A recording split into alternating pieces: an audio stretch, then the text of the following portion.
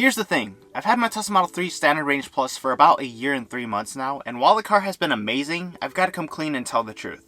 It's got some problems. Now I know a lot of people may dislike this video because the truth is, Tesla fans are extremely loyal to the brand, and I mean extremely loyal. The last time I made a video about the things I didn't like about my car, you should just see some of the comments that people left on the video. What people don't get is I absolutely love my car, but like any other car out there, there's gonna be little things here and there that you don't like about it, and this video is about the problems I've faced so far with my 2020 Tesla Model 3 Standard Range Plus. Stay tuned.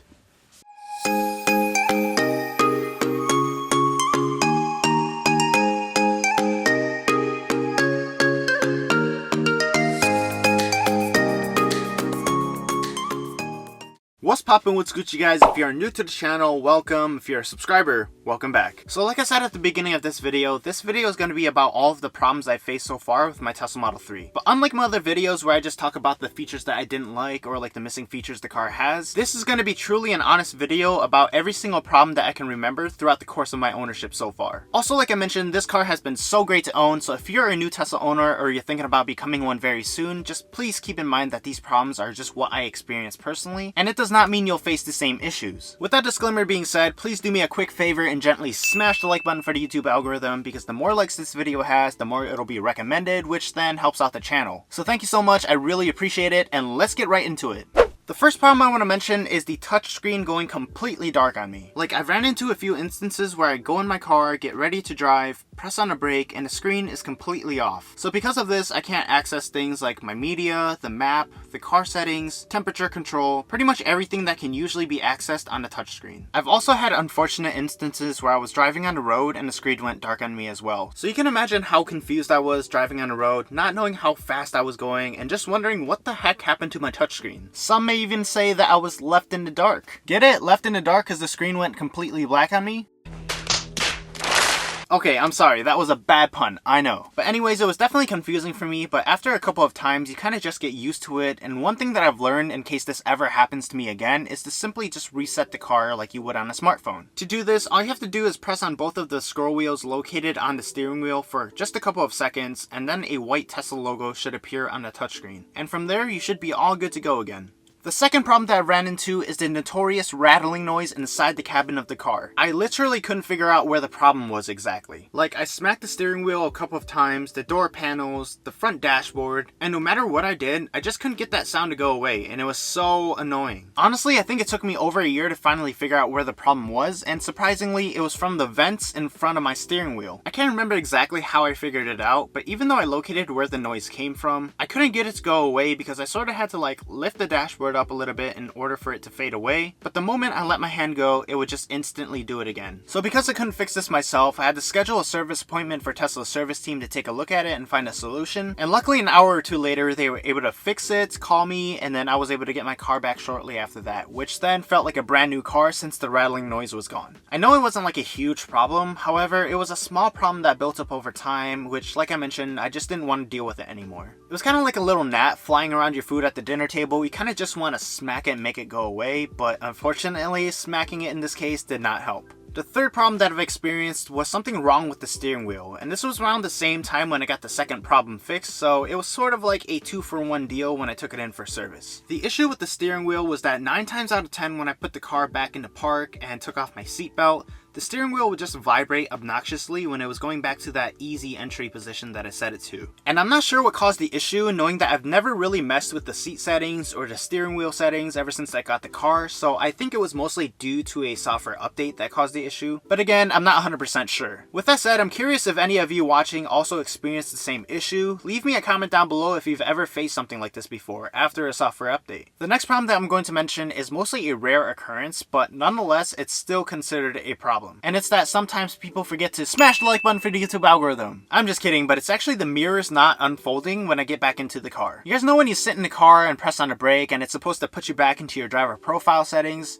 Well, it does that, except it does not unfold the mirrors for some reason. And the weirder thing is that it does not happen to both of the mirrors at the same time, rather just one at a time. I think for this problem I've experienced it around 3 or 4 times, so it's not that common, but it's still something to mention, and it's similar to the issue on the touchscreen where it goes completely black on me and I just can't access anything. It's something that only happens once in a while. The fifth problem is actually a pretty concerning one that I haven't made a service appointment for yet, and the reason why I haven't made a service appointment for this yet is because I really hate parting with my car, and it's something that I thought I could avoid with the Tesla, but I guess not. The fifth problem is that sometimes the heat does not work, and when it's freezing in California, like around 40 or 50 degrees, I need my heat. Okay, hold up, wait a minute, chill out you guys. I know that 40 or 50 degrees is still considered pretty warm in other areas, but I've adapted to California weather, okay? Previously, when I lived in Michigan, 40 or 50 degrees would be considered t-shirt weather, especially coming right out of the harsh winters. And you know what the funny thing is? My college used to give out frostbite warnings before making us go into class. I never got that. They said that if you stayed out for more than 10 or 15 minutes, then you would be prone to getting frostbite, and yet they wouldn't cancel class.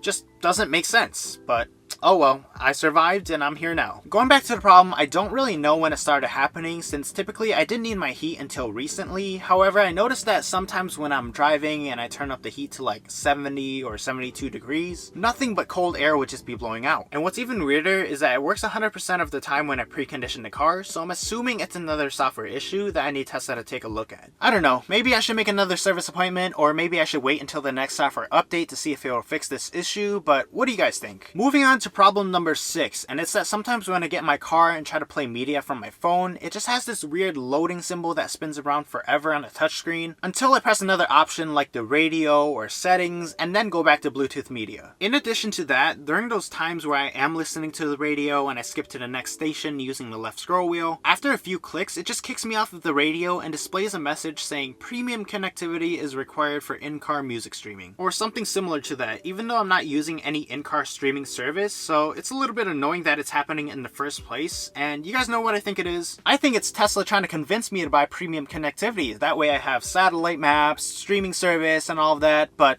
I'm not falling for it.